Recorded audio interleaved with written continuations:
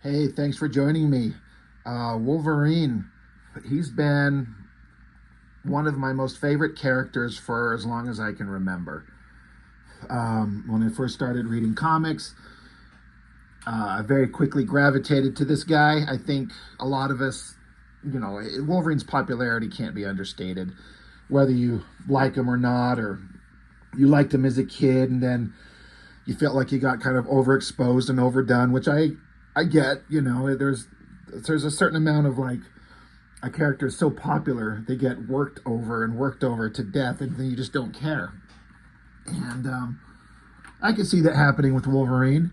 But as a kid, I think I first saw him in some kind of animated something or other, and then started picking up X-Men comics, and then the angry tough guy with knives in his hands. I mean, to an 8-year-old kid, that's pretty awesome. Like, hell yeah, I'm gonna follow this character. He's cool.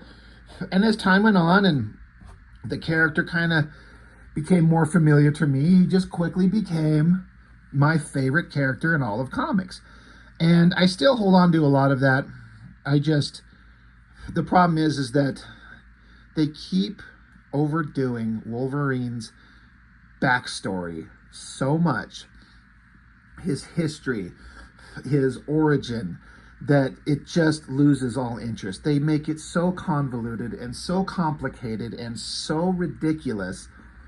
It just drives me nuts. And so I just start ignoring all the shit that they've done to the character and just hold on to my memory of him. I've talked about this before, and I feel like there's some people who would agree with me on this, but not everybody. But Wolverine's origin should stay a mystery. We can know a little bit of it here and there, but by and large, it just needs to be a mystery. That is his origin. It's a mystery. Spider-Man's origin, we all know it. He gets bit by a radioactive spider, has to learn a lesson, great power, responsibility, etc., etc. He's Spider-Man. Or Superman, comes from another planet, raised by humans, etc., etc. But Wolverine, what is his origin? It should be a mystery. We don't know. All we know is that he's very old and he's a mutant and somebody did this process to him, blah, blah, blah, blah, blah, blah. But they keep just digging into the past of him, and it just kind of turned me off to the character. So I stopped reading X-Men and Wolverine comics years ago. So I honestly have no idea what was going on in the modern times at all.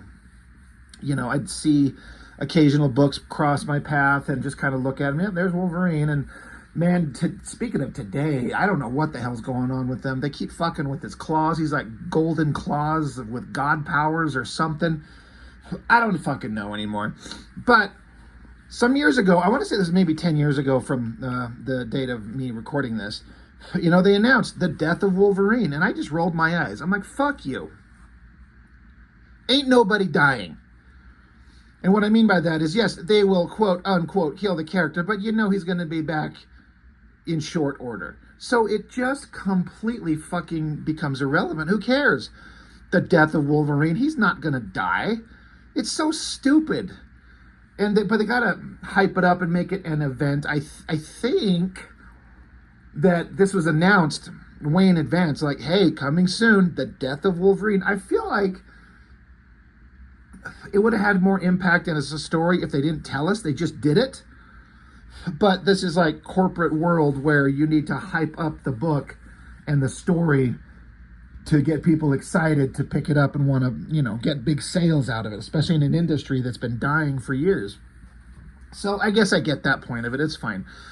But again, like I said, having not read Wolverine or X-Men comics for years, this thing come out and was over and done. And then I was at the comic shop a couple years ago, passed by this collection.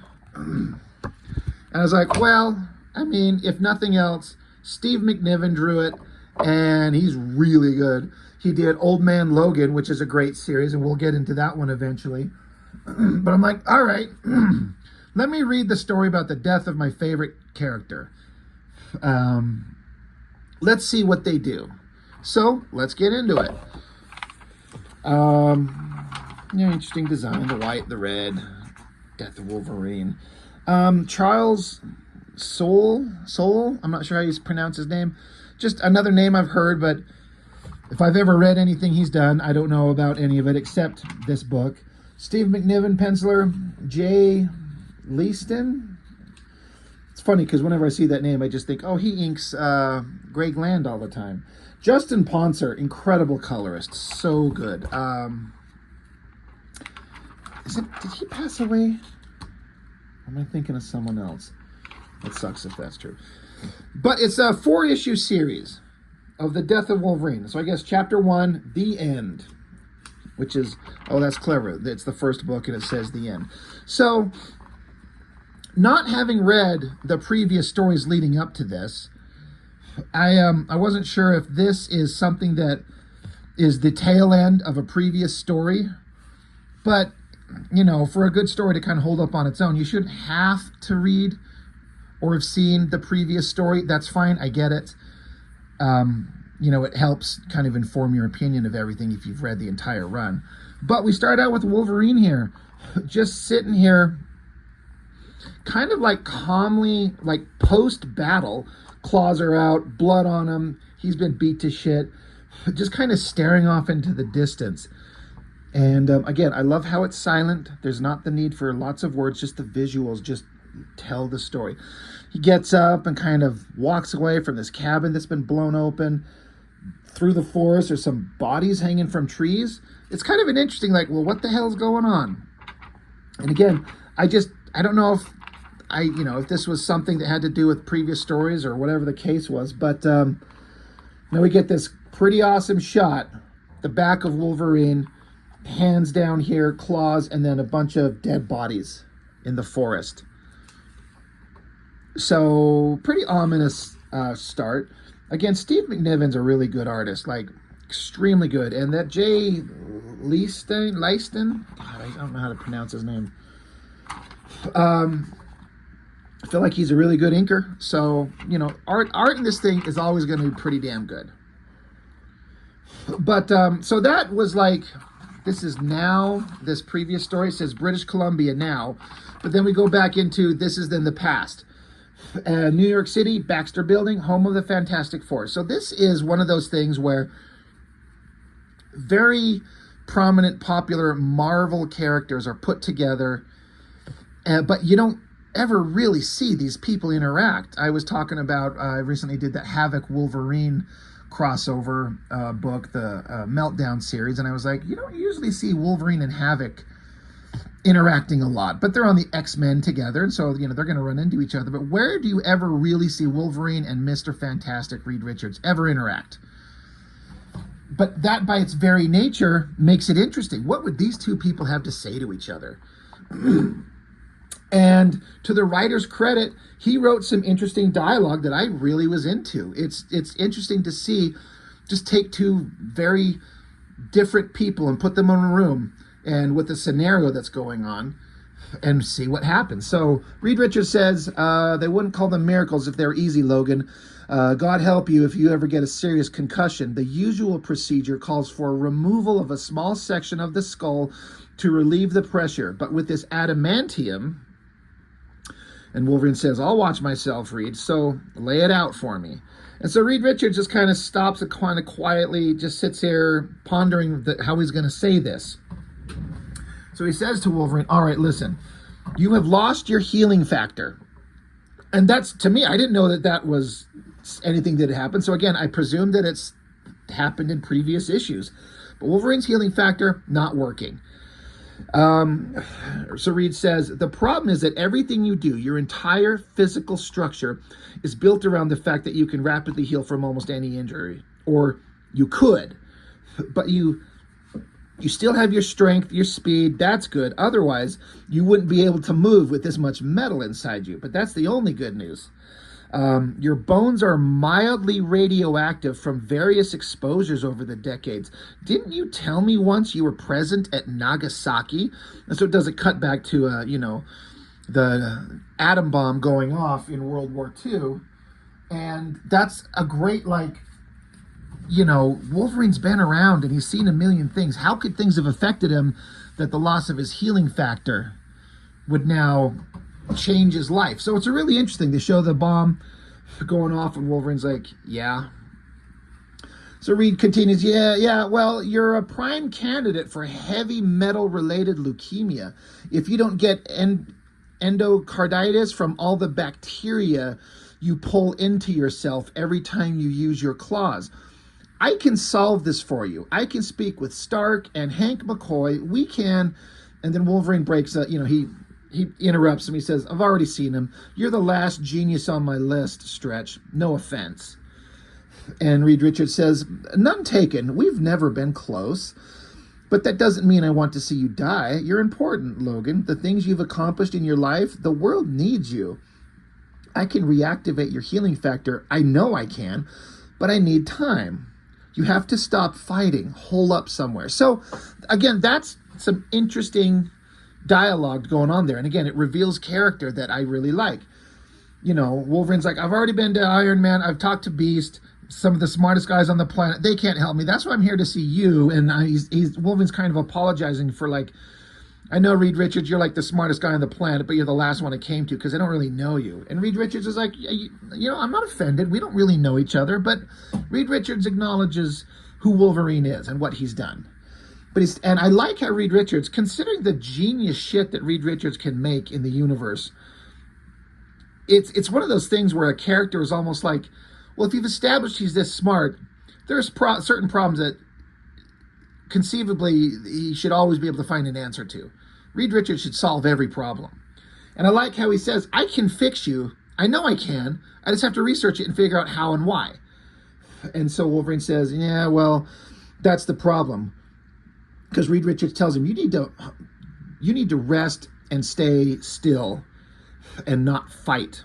And Wolverine says, well, the word's going to get out. Don't know how, don't know who, but it will. And then they'll come hunting. It's open season. And Reed Richards says, well, fine, but you don't have to invite it. And for God's sakes, Logan, please, do not use your claws. And then we cut to a scene where Wolverine's got his claws out, and then he retracts them in, and Wolverine's got that kind of silent look on his face. So, obviously something bad has gone down. I'm really digging the Steve McNiven art. It's looking fantastic. So now we cut to another scene. There's it's called Eric's Pub, some kind of bar. And then I like how it shows, again, with the color in this panel, where this is years, decades ago, maybe a century ago. And then in the past, Wolverine's walking in the door, and it's the same bar he's walking into in modern times. So Wolverine sits down after all of this stuff has gone on, and he's like, yeah, give me some, get some alcohol that he pours onto a rag and wraps around his hands to sterilize it, presumably. And then Wolverine's on the phone, and the thing is, we don't get to hear who it is that he's talking to, which is a little bit of the mystery. I was kind of pissed off. I'm like, well, who the fuck is he talking to? But as I read the story, you find out that there's a reason to not know who it is for our perspective. But Wolverine calls someone, and the voice on the phone says, Logan, my God, I was just thinking about you. And he's like, yeah. She says, you know Battlestar? And he's like, Battlestar, Cap's guy? She says, yeah, his shield was stolen. It's made of adamantium. Made me think of you. Wolverine says, I got nothing to do with that. Just because it's adamantium.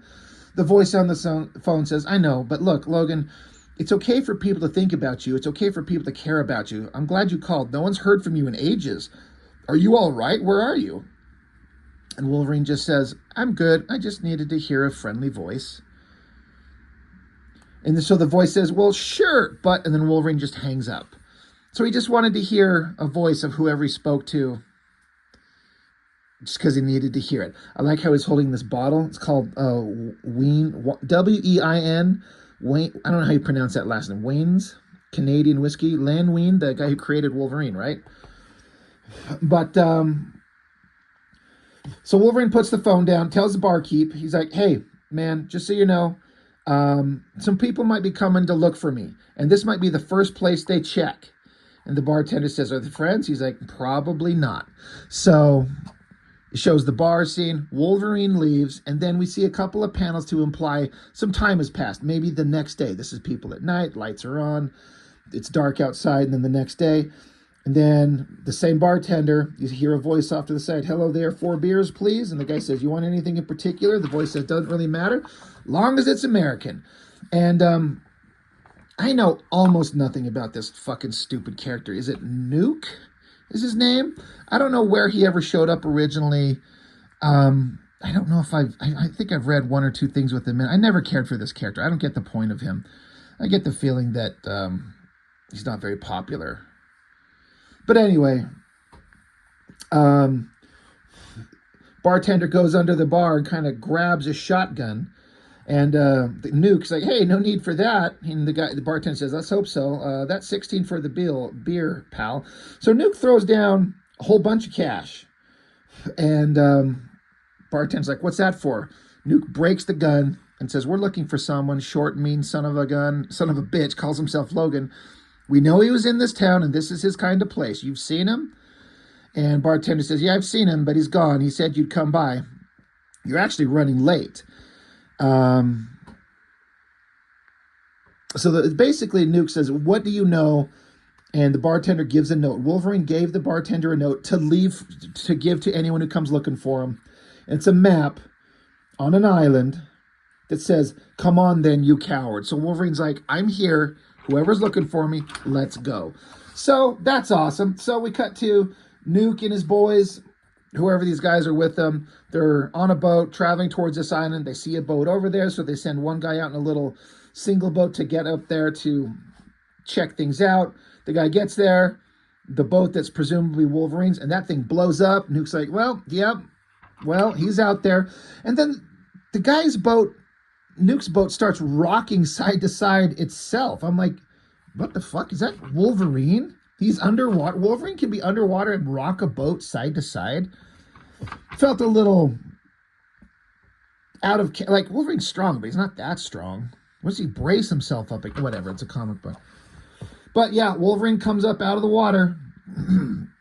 And Wolverine's like, all I want to know is who put in the contract to kill me.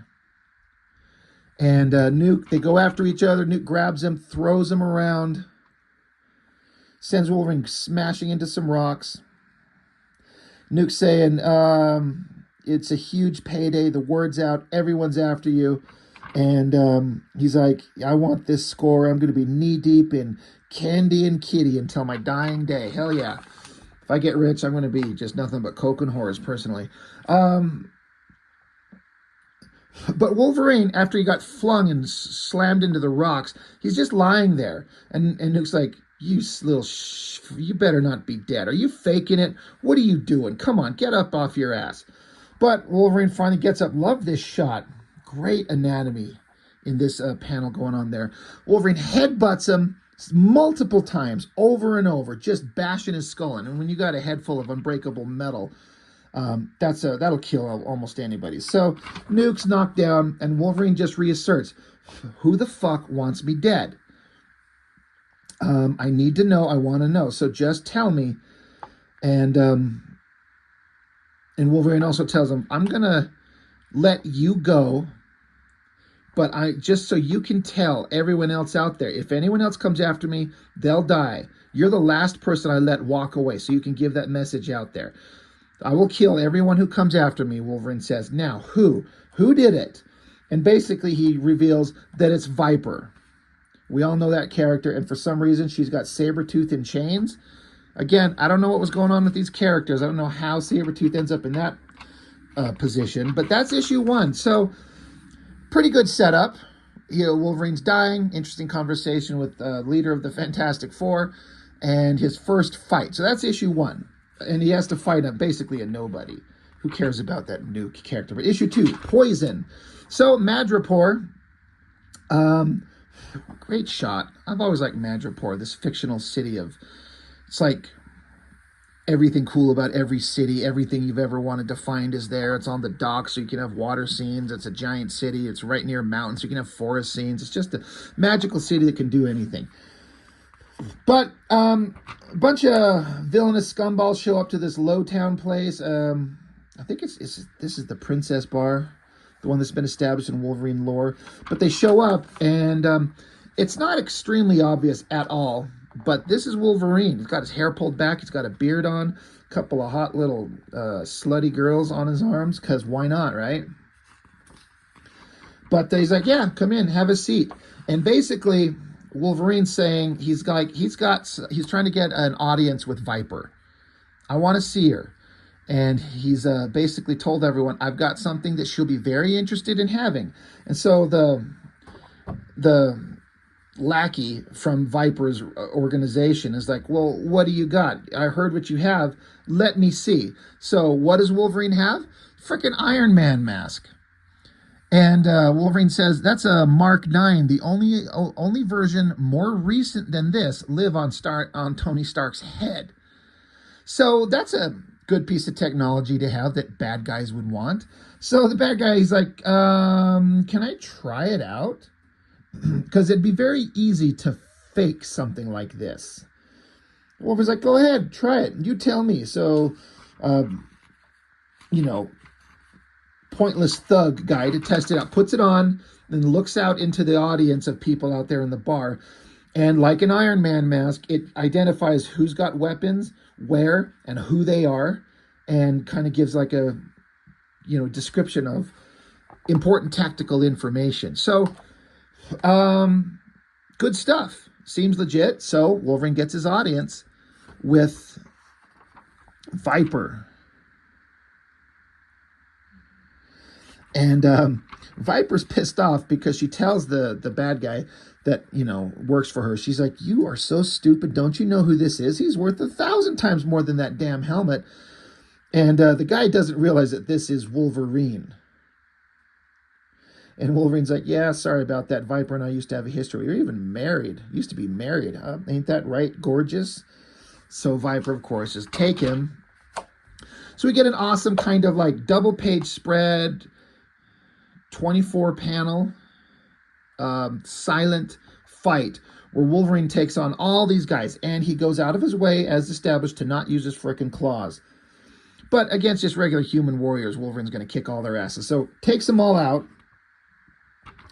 And she's like, all right, well, how'd you get the helmet? And Wolverine says, Stark owed me one. Hell, at this point, ain't a guy out there that doesn't owe me their life or want me dead or both. So anyway, why'd you put a contract out on me? So she goes on to explain all kinds of stuff.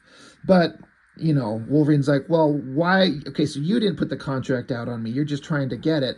But who's the guy? Who's the client? Who wants me dead? And she says, easier, I'll tell you. You just have to earn it. She says, beat my dog, and I'll tell you everything. And so it's Sabretooth. She says, I believe you guys have a history. And, Sabretooth says, nothing but. Wolverine's like, Creed, how'd she get you? He says, I screwed up, got myself pinched. She came in, bought me out of that prison. After that, about what you'd expect, she did her Viper thing. So he's basically poisoned, I guess, is what the implication is, and he gets an antidote every day if he's a good dog. But anyway, she's basically like, whichever one of you lives gets what you want. Wolverine, if you live, I'll tell you what you want to know. Sabretooth, if you live, I'll set you free. So there's a part of this that was kind of like, kind of confusing, where you flip it over, and you see Wolverine in classic costume charging against Sabretooth. And Sabretooth slashes at his face here, and then it's torn up, but it heals up, and Sabretooth heals up, and this in the reflection of Wolverine's claws. But then there's a shot of Wolverine up high, and then slams those claws right up under Sabretooth's chin, which would kill him, you would think, or very likely. I know Wolverine's done that before. But I was like, well, why is he suddenly in his costume? Is this a flashback, but Wolverine's in the past, but Sabretooth is the current version with the chains? I don't get it. But then it's just, it was almost like it was a memory, a visual kind of experimentation thing to show that this is what could have happened. Wasn't quite sure what it meant. But Sabretooth slashes out Wolverine's eye. So Wolverine grabs the bag that he has Iron Man helmet in, gets it, pushes a button, throws it to Sabretooth, who catches it and explodes like a bomb. Sabretooth's like, that's not enough, not for guys like us. So they dive at each other. And then you hear a sound effect in the background, and then out of the blue, oh shit, there's Lady Deathstrike. She shows up and proceeds to stab over and over and over Sabretooth, just in the back. Stab, stab, stab, stab, stab. I'm like, all right, well, she's here. I kind of don't mind this redesign of her, but I really like the original kind of ridiculous design that she wore, like this kind of like a techno version of like a classic Japanese samurai warrior outfit. But they wanted to streamline her a bit. But anyway, I guess Sabretooth's down for a minute. And Wolverine says, no, no Deathstrike, don't kill him. She's like, why? Well, he's been poisoned, chained, for God's sake. When it happens, it's not going to be this way. Like, Wolverine's like, oh, he's not going to be killed being chained and poisoned. If I'm going to, I get the implication that he's like, I want to kill him, but you don't do it. So she frees him, cuts him free. And so Sabretooth does take off. He's like, all right, I'm freed. I've been given this chance. So Sabretooth just takes off, leaves. And anyway, Viper has taken that opportunity to disappear herself. So she's gone. So now it's just Wolverine and Deathstrike. And so Wolverine takes a piece of torn up shirt and wraps it over his eye that's been severed out, clawed out, because it doesn't heal anymore. So now he's down an eye. And so Wolverine's like, well, why are you here? She says, I'm here for you. He says, you too? Can't say I'm surprised. Guess I'm valuable. Well, you win. I don't have much gas left in the tank for another fight. But she explains, no, it's not for that. She says, there's somebody out there hunting people. Let's see. People like us. Basically, it was people that have adamantium in them, I believe is what she's getting at. And who is it? It's Ogun. From the, I've got it sitting right here. A character I think that's been established, but we'll get into it in the Wolverine by Chris Claremont and Frank Miller. This samurai warrior. I'm trying to find where he's at here. Yeah, there we go.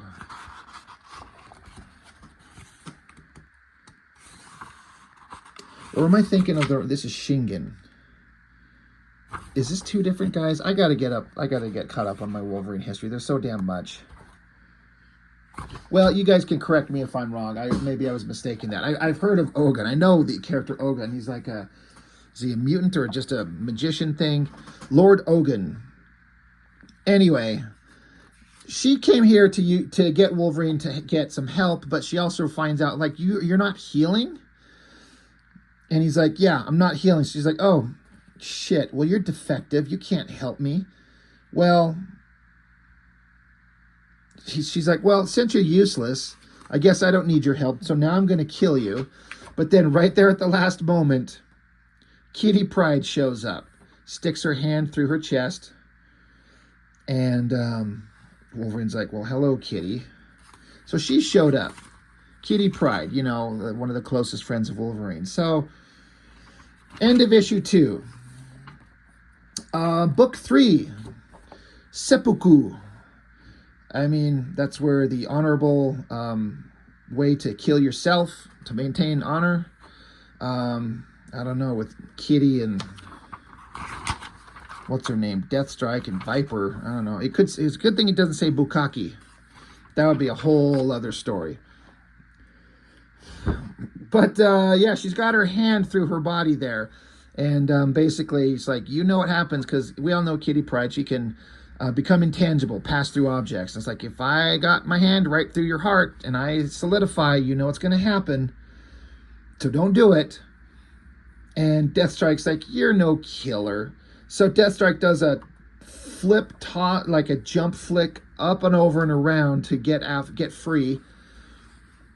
And Deathstrike does this strike with her hand, and Kitty does her intangible thing, hand in hand, right there, and then solidifies what she said she'd do, and it blows off the hand of Deathstrike there. Kitty says, you don't know who I am, now go, or I will kill you. So, Kitty Pryde, you know, if you read her first appearance in the old X-Men comics around about the the Dark Phoenix saga, she's like a 14-year-old kid. She's like a grown woman, super badass. You know, the character's really grown, and I like that. She can be extremely dangerous. Like, they kind of established her powers. It was very passive power set, just able to pass through things, but she can solidify in you and kill you. And Deathstrike is a very dangerous villain, and Kitty can take her out extremely quickly. But anyway, so Deathstrike takes off. So Viper was there, she ran off. Sabretooth was there, he ran off. Deathstrike's here, she runs off. So now Wolverine's like passes out. So Kitty gets out this glowing vial of goo, injects it into him, and then we see that his eye heals. And he's like, I thought I was done. She's like, yeah, it's a regeneration serum. It's not as good as your healing factor, but it'll patch you up for a little bit. So he's like, how did you find me in the first place? And she says, you sounded terrible when you called me from Canada. So it was Kitty Pryde who was on the phone that he talked to earlier, talking about Battlestar. And so she's like, I know you always come to Madripoor when you get reflective. So she just tracked him down.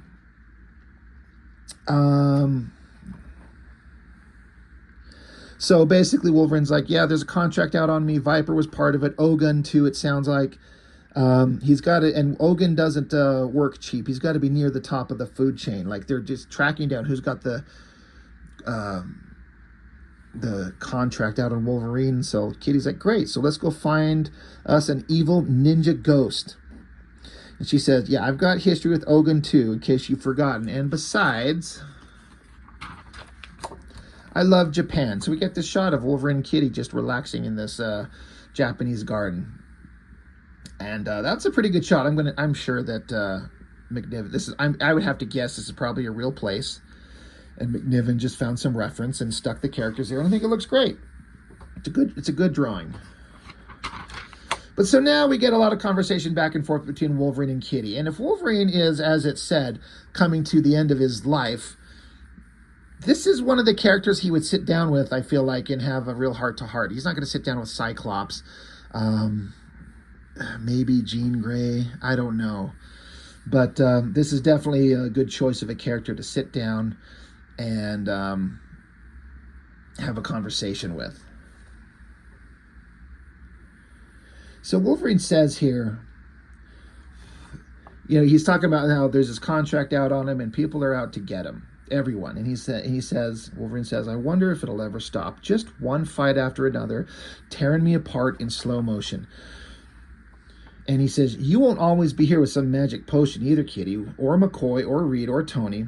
One day, I'll be too slow and then done. Sometimes I wonder if it might be better to just find some place where I can watch the sunset and then just snick. Like, he puts his hand up to his chin, implying he's like, I could just find a place where I can just watch the sun come up and just kill myself and just be done. She's like, don't you say that. He says, don't worry, Kitty, I got plans. I lost my healing factor, but there's a good side to that. It means I can get old. He says, well, why would you want that? He says, because no more chances. No more doing something horrible and telling myself I've got until the end of damn time to make up for it. Just one lifetime where every choice matters, just one chance, and I'm going to use it. I'll get through this, and I'm just going to disappear. Maybe live. Just live. Maybe someplace quiet like this. Quiet, beautiful. So Wolverine's having a moment of reflection. He's like, I may be able to die now, so maybe a life of peace is what I can find for myself. So Kitty turns him around and kisses him. And he's like, whoa, we've never been like that. Stop it. She says, I love you, Logan. I always have. Am I not good enough for you? Am I not pretty enough? Not as good as Jean or Rose or Mariko or the others? All those women, Logan. All those dead women. She's got an evil look on her face. So Wolverine just stops and looks at her. And he says, Ogun, how'd you get to her? So Ninja Ghost Guy has been in the possession of Kitty this entire time. He says, oh, Miss Pryde is very worried about you. She came to Japan looking for you. She did not find you, but I found her and I took her. My soul rests well within her. It always did. And so there's some storyline, I can't remember where it's at, where Kitty and Ogun have an interaction with each other.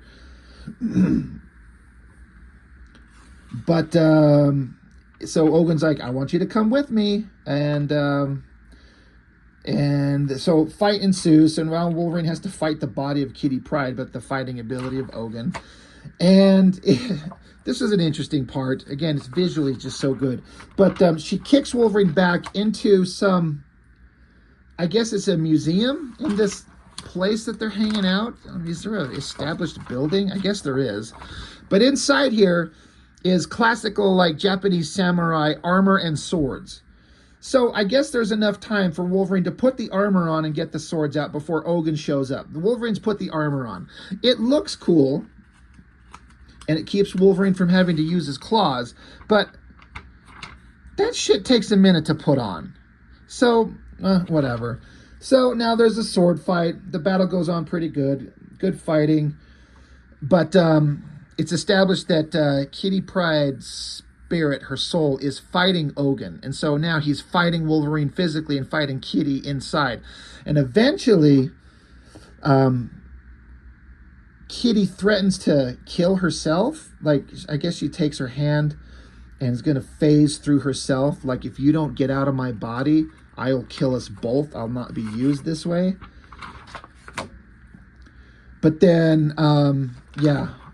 And suddenly Ogun's just gone. It's Kitty. She's like, he jumped away. He must have found someone close by.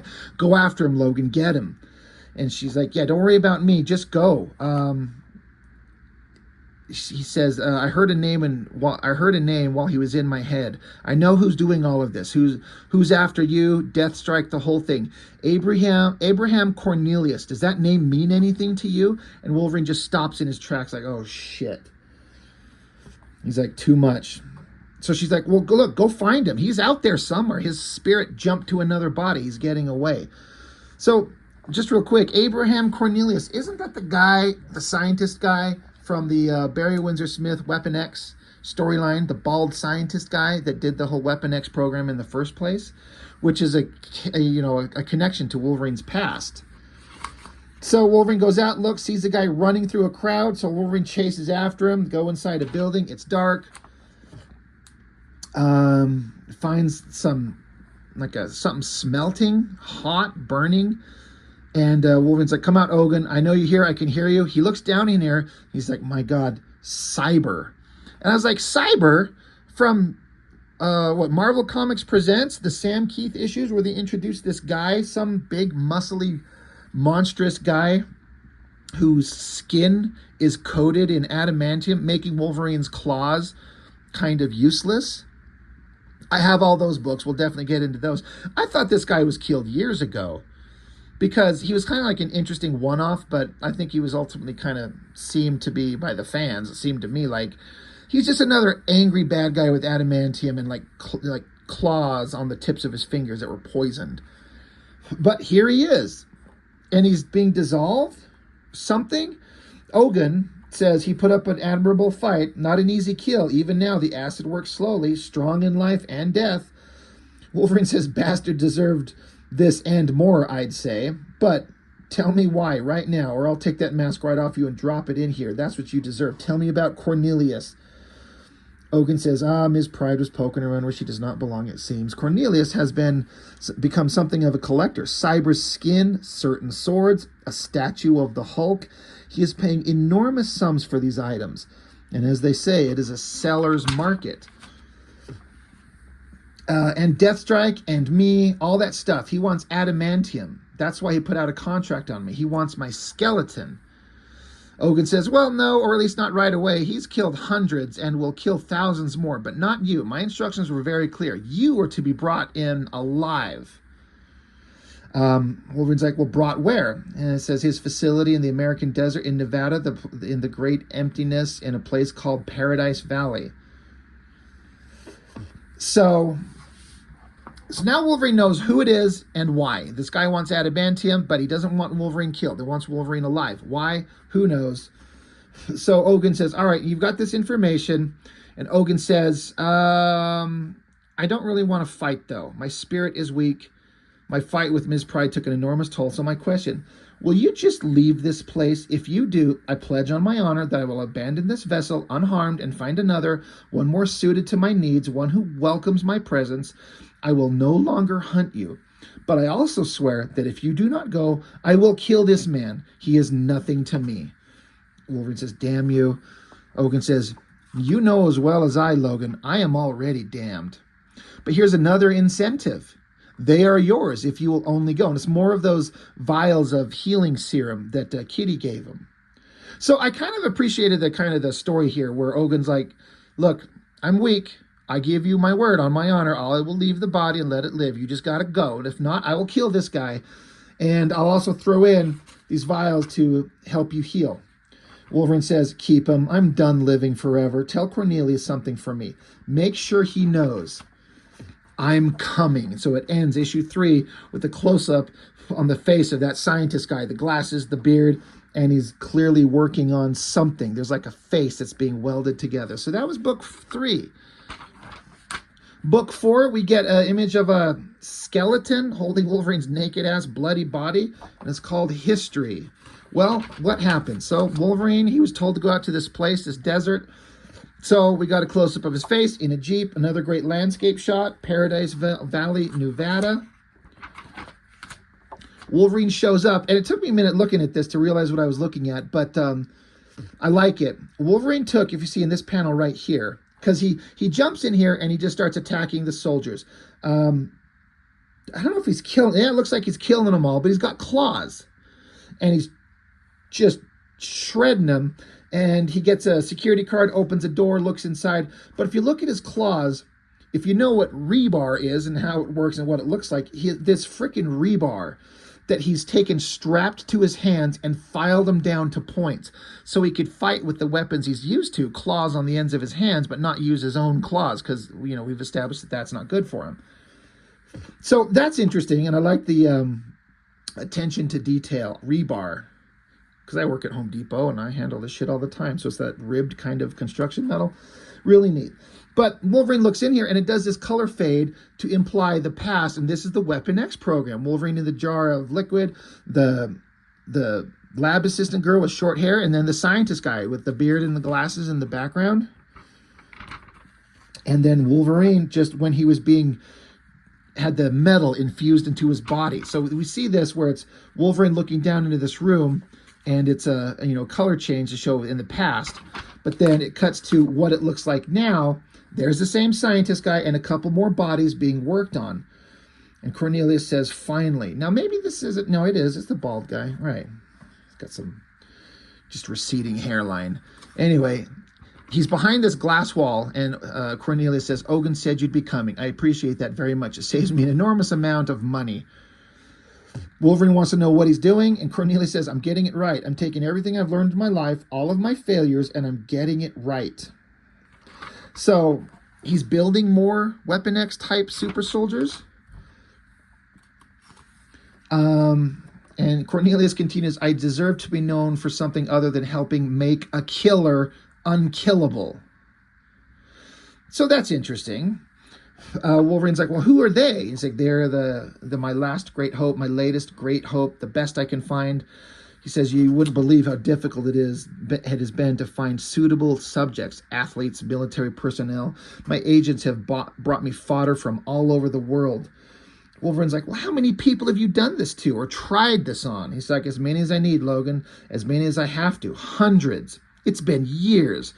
Not enough because I haven't solved it yet. It doesn't matter. In a decade, the number of people who care that they ever lived will be in the single digits. He said, and Cornelius says, when I made you, Wolverine says, you didn't make me.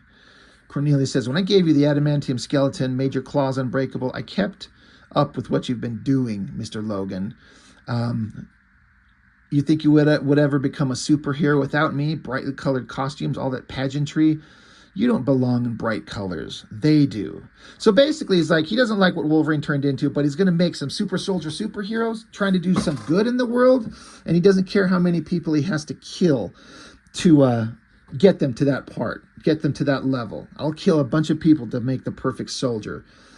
So Cornelius says, I've enhanced every system, neurological, endocrine, muscular. They're perfect. All they need is the adamantium. Wolverine's like, well, that's why you want my skeleton?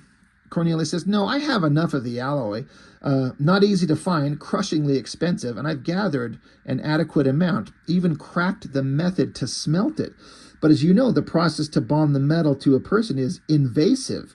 I've tried to duplicate your abilities to let my subjects survive the adamantium bonding. I've developed a regenerative formula. It's effective, but it's not good enough. So basically, he's like, I've cracked everything that I need to know to make these perfect soldiers, except their ability to heal rapidly enough to survive the process, which is what you have, Wolverine. All I need is your marvelous healing factor. That's all he needs. And Wolverine just looks, kind of chuckles, cuts his hand and puts it up to the glass to let him see that he bleeds and it continues to bleed. So Cornelius is like, I always did have a problem with tunnel vision. Kill him, please. And then we see behind him is just some, I don't know if this is supposed to be anybody that we know, some guy in a mask. Cornelius says, this is Major Sharp, which almost made me laugh out loud. Major Sharp. Okay. But he's like, he's my proof of concept. He's awesome. He's a brilliant tactical warrior. And he says, kill Wolverine. So fight starts. And so let's see. There's a fight going on as Cornelius keeps talking about all the horrible things he's going to do. And he starts cutting open all these other soldiers to start the bonding process. He's going to do it. So he starts chopping these people up, and they're worried. They got tears in their eyes. It looks horrible. And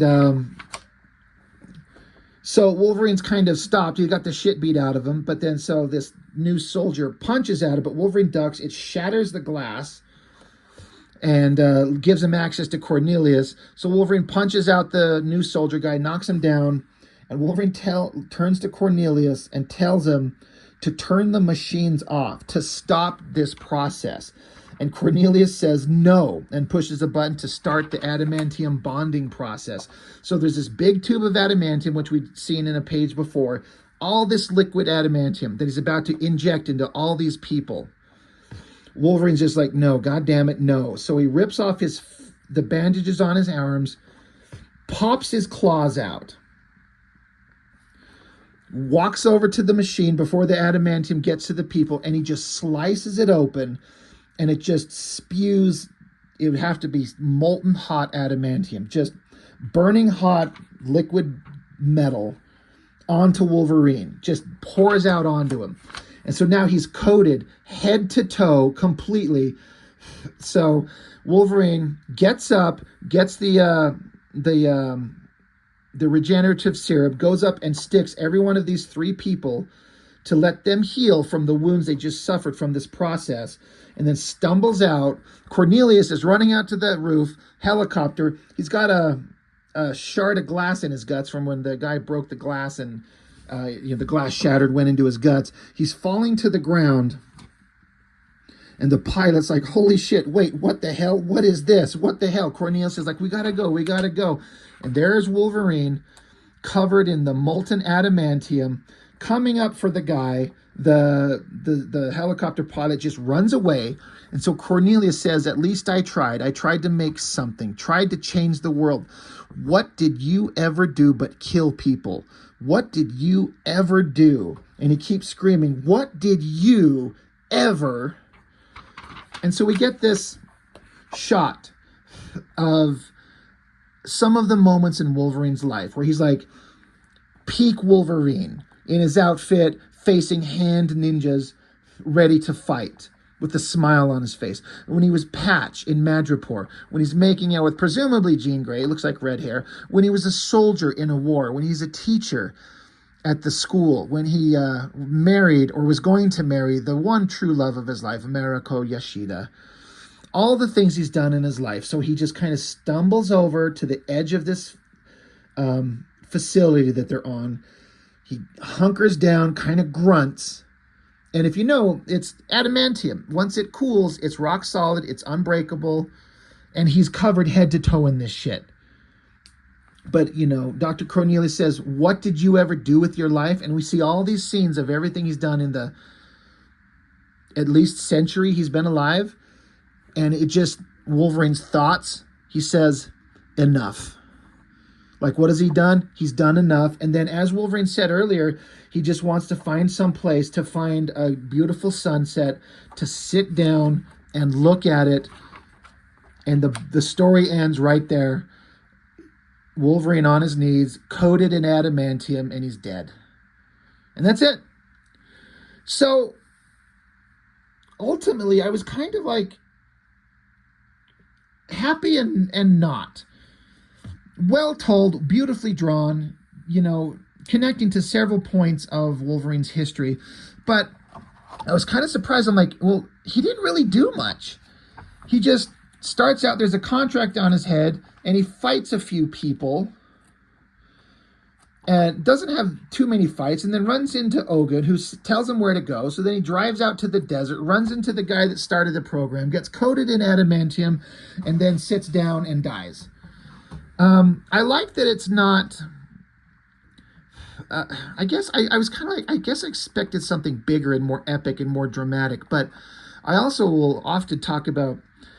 I get sick of these superhero stories where they're world-shattering storylines. Like, it's such a big thing. It's this giant story that has worldwide or galactic implications, and no character just has a small story focusing on themselves. And that's exactly what I got. So I like it. It's just about Wolverine, his life, his past, and him kind of solving a problem before he passes. So I was kind of surprised. Only 4 issues, and he didn't really cover a lot of ground and go to a lot of places. It's a very small story, but then I'm like, but I actually want that. I actually kind of crave that that's what would happen. So I guess ultimately I'm like, all right, that was good. Well done. I like it. You know, he goes out with none of the people who love him around him. No one knows that this happened or what happened. Kitty's not there. The X-Men are not there. There's no Jean Grey. There's no one. He just dies on his own, and I can imagine the X-Men coming along to find this is what happened to their, you know, the X-Man. Like, there's been tons of X-Men, but the one who kind of embodies loyalty to that team just died on his own on a roof covered in liquid metal, and he's dead. So... But of course, you know he's not staying dead. That's another with these death of characters. You know it's bullshit. It feels completely hollow. That's another reason I wasn't interested in this book when it came out. One, I'd stopped reading these books years ago. I was out of X-Men and Wolverine. I'll just live with the memories and enjoy good movies when they happen, which was, you know, occasionally. But, you know, getting to read this... once they announced it, I was like, Wolverine, the death of Wolverine, kiss my ass. He's not going to stay dead. It's just going to be a fake out, or he's going to get away, or he's beamed away into space or something like that. And eventually, he is alive. Later, I seem to remember some scene of this adamantium thing, whatever they did with it, wherever they took it. I seem to remember seeing some scene where it was split open and his body was gone. So I don't know what happened. I don't know if I care to find out, because... it's like, it's a good story, but it's pointless. No one dies, so nothing matters. But it was a well-told story. So I like it. You know, a bunch of variant covers. J. Scott Campbell on one of a bunch of just different covers. They really leaned into these variant cover things. Holy shit, they did a lot of different things. These are all variant covers to issue 1. And that's a good one by Lionel Yu. That looks really cool. That's funny. Scotty Young, dead body, and Ghost Wolverine, or Angel, whatever, floating up. That's fun. So, a great painting by Alex Ross. I love how he puts him front and center in his classic brown and tan costume, which I think is best. Like, that's like peak mature Wolverine. That's the version that I like. Showing the X-Men team, the classic John Byrne, Dave Cockrum team. And then Wolverine fighting the Hulk. What, really good. And then a bunch more variant covers for issues 2, 3, 4. And in the back, it gets into some process stuff. Commentary by Steve McNiven on some of the pages, the covers, how he does what he does. This Steve McNiven guy can draw so well. I love that he does pencil. Like, he's not digital. It's all pencil work. At least it was at this point. So this is some fun backup material. if I could turn these pages. So, well done. Good stuff. And then an interview with Wolverine co-creator Len Wein. You know, a bunch of history and stuff like that. The original appearance of Wolverine when Hulk and Wendigo were fighting each other. So, good stuff. Some black and white artwork. Pencils, inks. So, a nice collection with the all this back matter in the book. But anyway, so, you know, I would say well done, well told, well drawn. A little underwhelming in a way for me, but also ultimately pointless because Wolverine's not going to stay dead. How long was he out of the comics? I don't know, a couple of months, maybe. Because, you know, you got the death of Wolverine, then there's going to be the rebirth of Wolverine. So, it just feels kind of pointless. But that being said, I feel like they did a really good job. The writer told a good story. The artists did their best work. It looks fantastic. And I like what they did. So, you know, good job, I guess. I can't sit here and say that I love it, love it, love it.